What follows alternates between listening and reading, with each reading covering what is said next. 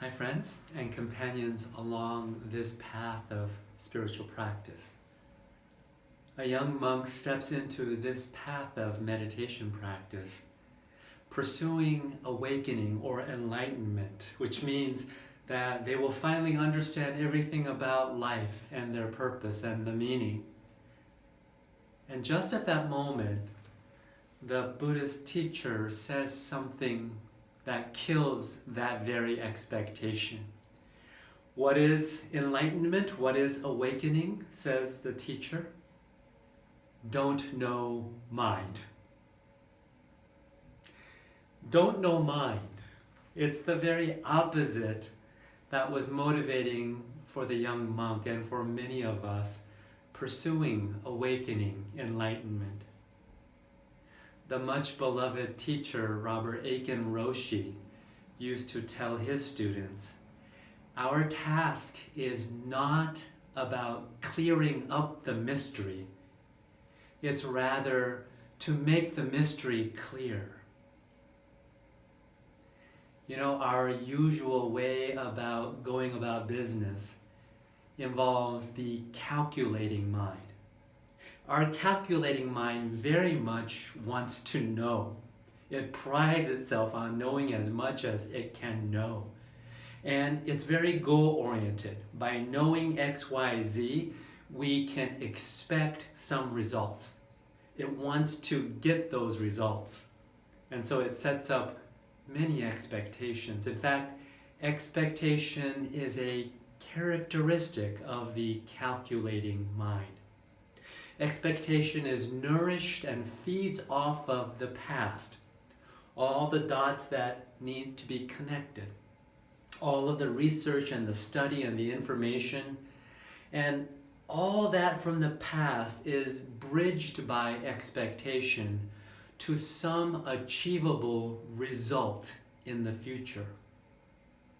We have many, many expectations, including even our expectation of meditation itself.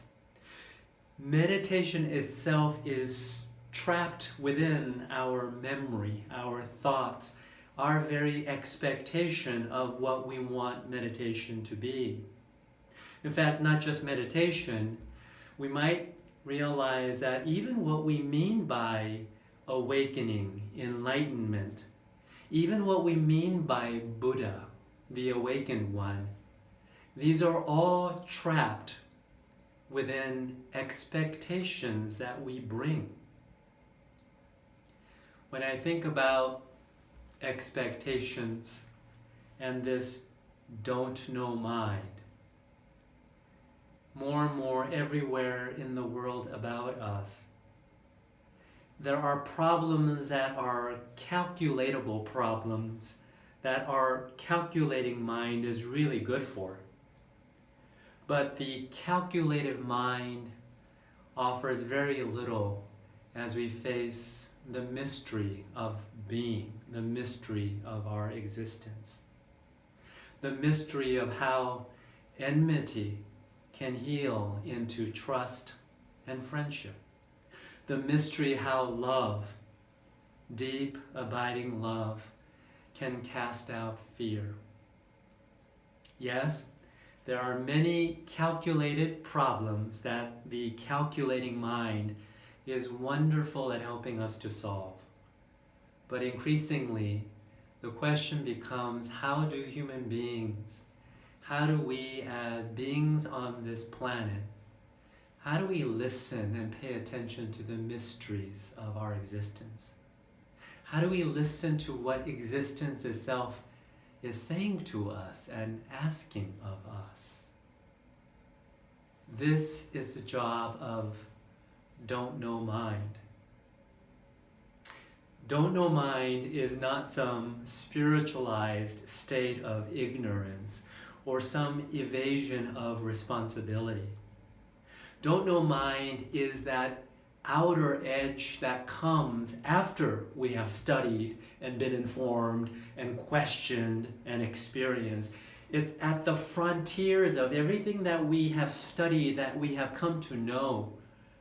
At that outer edge where we face mystery.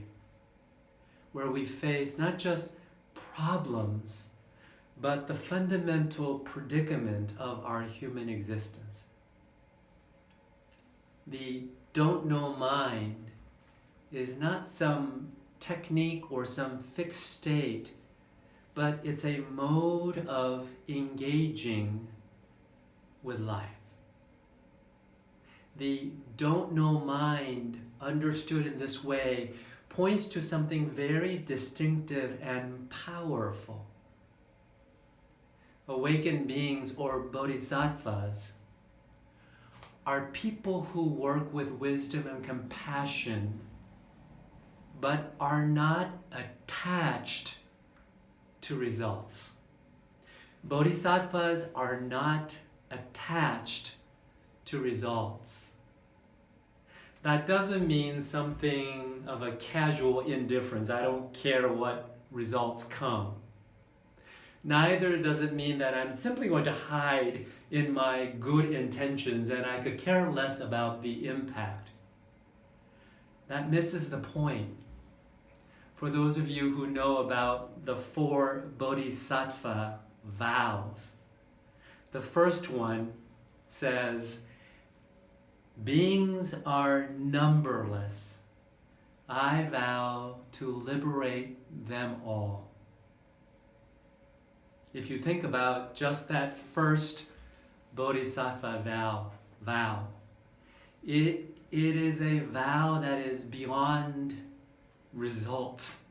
It is impossible to fulfill. Not something that we can measure and results can capture and we can just say, we're done with that vow.